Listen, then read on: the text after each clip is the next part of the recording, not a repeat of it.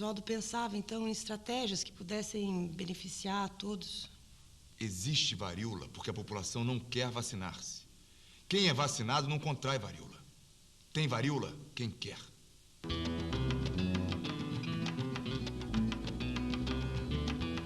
A resistência à vacinação obrigatória uniu todos os grupos de oposição ao governo Rodrigues Alves. Juntos estão os positivistas, que dizem defender um Estado forte, mas colocam a liberdade individual acima do bem-estar coletivo. Os socialistas, por demais preocupados com o futuro. Os monarquistas, eternos saudosistas. E nós, os negros, que uma vez arrancados de nossas terras, fomos jogados ao campo.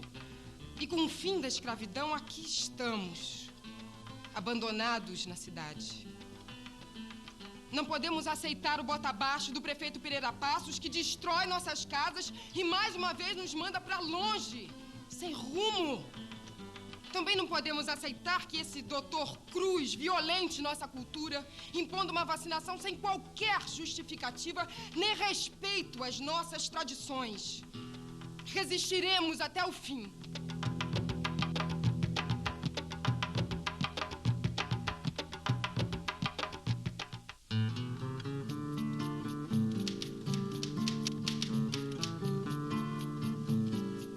Temos notícias alvissareiras? Ouço um discurso do senador Rui Barbosa. Assim como o direito veda ao poder humano invadir-nos a consciência, assim lhe veda transpor-nos a epiderme. A polícia poderia lançar-me ferro aos pés, mas introduzir-me nas veias, em nome da higiene pública, as drogas da sua medicina, isso não pode. O Estado não pode, em nome da saúde pública, impor o suicídio aos inocentes. Perfeito. Esse Oswaldo Cruz é um facínora. No meu braço, doutor, nenhum coloca a mão, não. Abaixa o governo. A questão é simples. Ninguém pode me obrigar a tomar a vacina. Do meu corpo, cuido eu. Na minha casa, esfuracador nenhum entra. Doutor Cruz não perde por esperar. Não dou mais 3 dias para ele cair.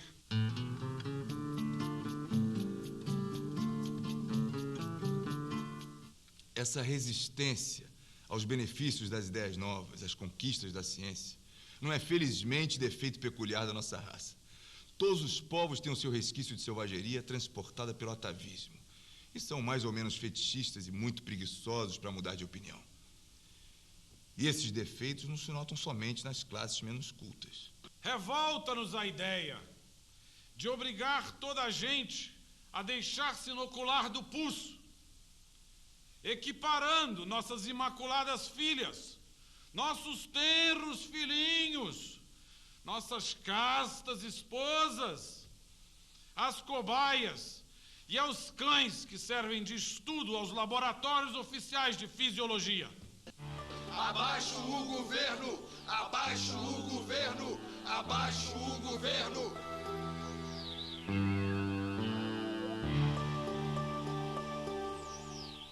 A vacinação obrigatória é apenas pretexto para me atacarem.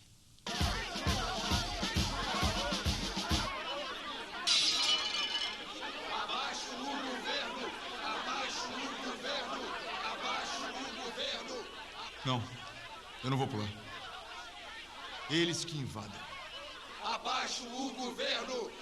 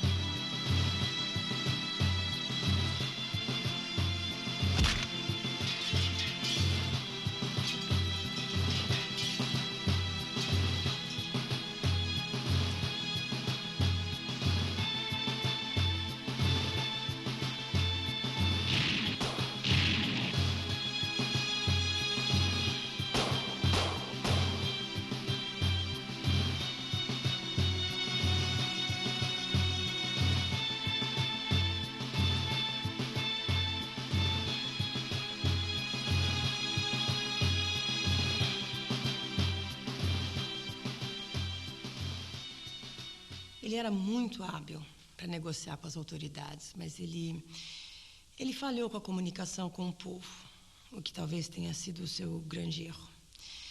E Oswaldo ficou, então, muito deprimido. Nos momentos difíceis, ele procurava seu pai.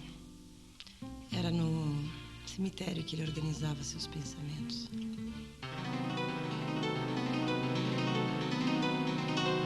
A varíola é hoje considerada uma moléstia dos países não civilizados. Só os povos arredios ao progresso deixam-se morrer de um mal perfeitamente evitável pela vacina. Onde está Pepe? E o socialista? Varíola. Em uma casa dessa rua, morre uma criança vitimada pela varíola. Os parentes e amigos da família trazem em procissão o cadáver para a capela. A imprensa precisa parar de criticar e ajudar o Dr. Cruz a acabar com a varíola. Mas é o que estamos fazendo agora. E os políticos, hein? Nós, políticos, temos o dever de proteger a população. Já disse e repito, o povo brasileiro exige a vacinação obrigatória. Apoiado. Abaixo a varíola. Que venha a vacina. Antes que seja tarde.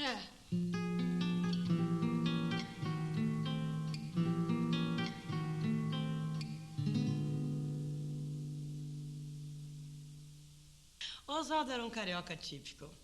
Ele era do signo de leão, vaidoso, impetuoso, bom pai, bom marido. Ele adorava música. Debussy era o seu compositor predileto. E Baudelaire, seu poeta de cabeceira. La musique souvent me prend comme une mer, vers ma pâle étoile, sous un plafond de brume ou dans un vaste éther.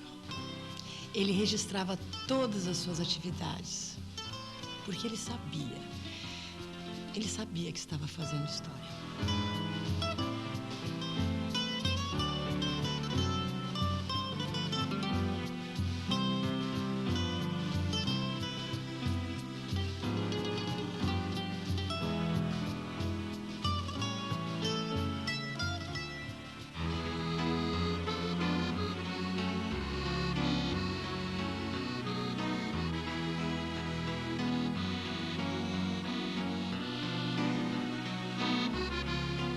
Ele mesmo fez os primeiros esboços do Castelo de Manguinhos. Ele pesquisou, rabiscou e durante a obra ele praticamente se mudou para lá.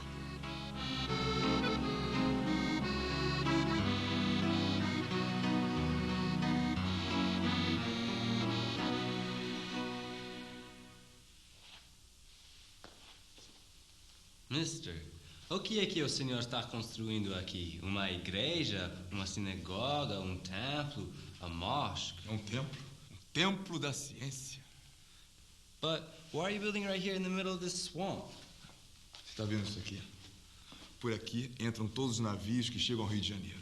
Isso é para mostrarmos aos estrangeiros que pensam que nós somos selvagens, de que no Brasil também se produz ciência.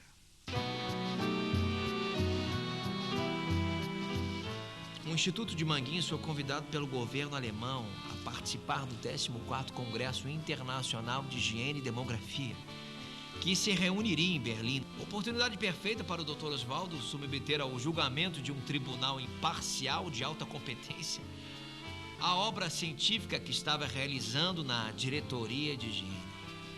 Die brasilianische Hygieneausstellung in Berlin war eine Offenbarung. Wir glaubten nicht, dass Brasilien fähig sein würde, sich auf dem gleichen Niveau der ersten zivilisierten Nationen zu stellen.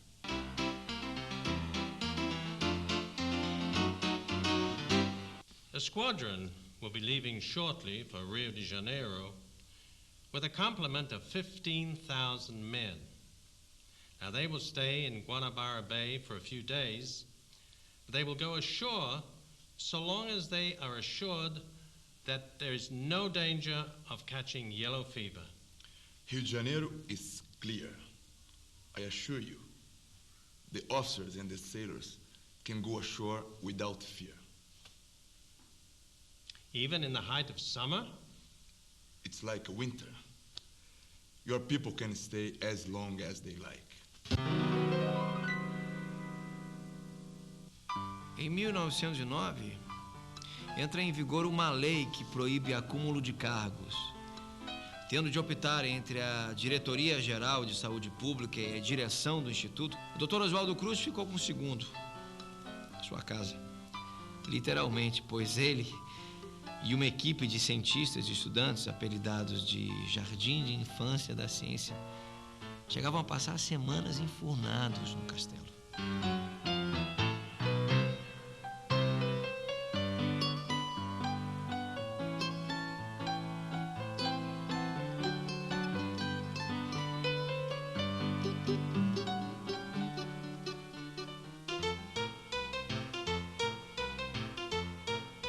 Em 1910, Oswaldo Cruz aceitou o convite da Companhia Estrada de Ferro Madeira Mamoré para supervisionar as condições sanitárias entre os dois rios.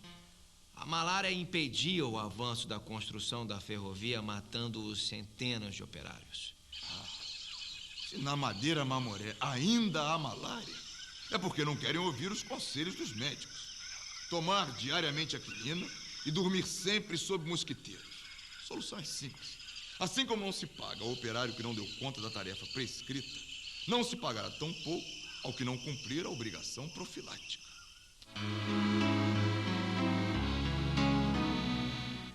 Mal chegou do Amazonas, o Dr. Oswaldo saiu em viagem novamente, na liderança de uma expedição que iria extinguir a febre amarela em Belém. Oswaldo Cruz passou a ser requisitado pelas prefeituras de diversas cidades. Só que a sua saúde não lhe permitia mais tanto esforço. Em 1913, Oswaldo Cruz toma posse na Academia Brasileira de Letras. Com a saúde bastante abalada, aceitou a sugestão do seu filho Bento e se mudou para Petrópolis, em busca de ares mais amenos. Pouco depois, embarca em outra ideia de seu filho e faz o jogo político que lhe assegura o recém-criado cargo de prefeito de Petrópolis, o que deixou a classe política local em alvoroço. Mas a sua gestão foi curta, um descolamento de retina que o deixou praticamente cego, o fez pedir licença do cargo.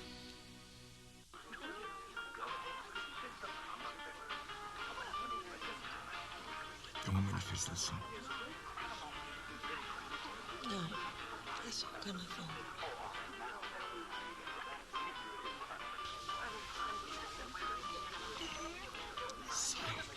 Saiam, por favor.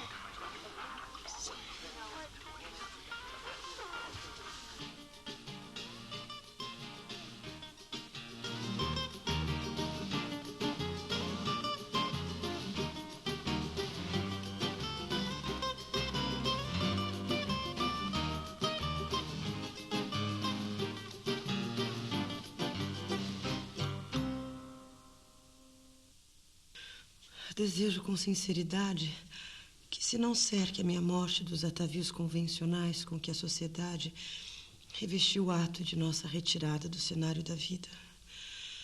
Pelo respeito que voto ao pensar alheio, não quero capitular de ridículos esses atos. Julgo-os para mim completamente dispensáveis e espero que a família, que tanto quero, se conforme com esses inofensivos desejos que nasceram da maneira com que encaro a morte. Fenômeno fisiológico naturalíssimo, ao qual nada escapa.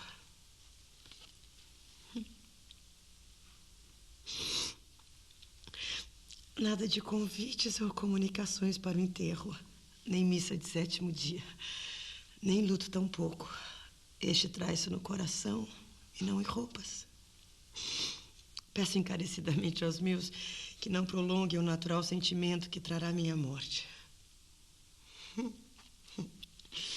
Que se divirtam, que passeiem, que ajudem o tempo na benfazeja obra de fazer esquecer. Portanto, que não usem roupas negras, que além de tudo são anti-higiênicas em nosso clima. Que procurem diversões, teatros, festas, viagens, a fim de que disfarcem essa pequena nuvem que veio empanar a normalidade do viver de todos os dias. É preciso que nos conformemos com os ditames da natureza.